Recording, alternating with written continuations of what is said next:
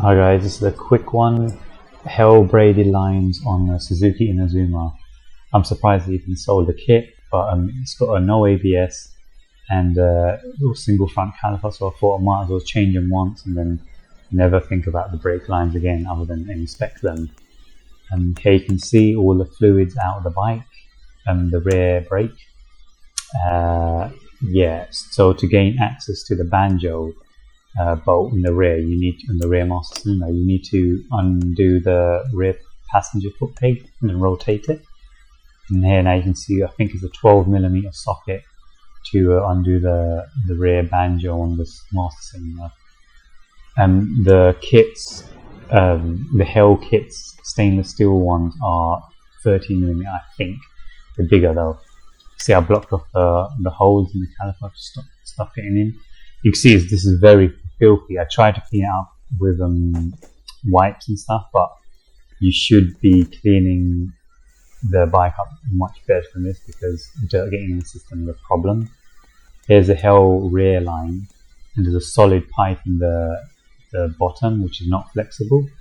I thought the whole line would be braided, so it was kind of strange to see that they use a straight pipe section in the middle, but I assume that it's going to be solid and last a while. Here you can see it routed.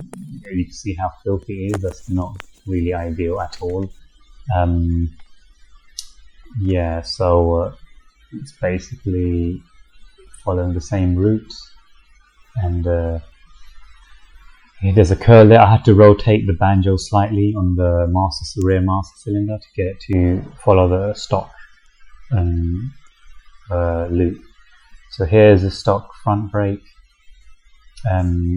goes under the headlight and then mounts to one bracket there with the rubber sort of thing, and one more bracket towards the left of the bike.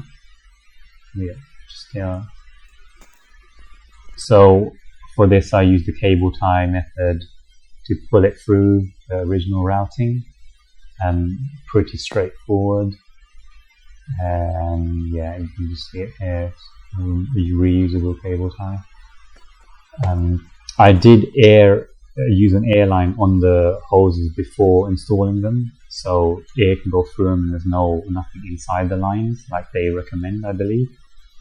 You can see it's in the right clamped position, top and bottom, and it's just torqued up to spec. I used 23 Newton meters.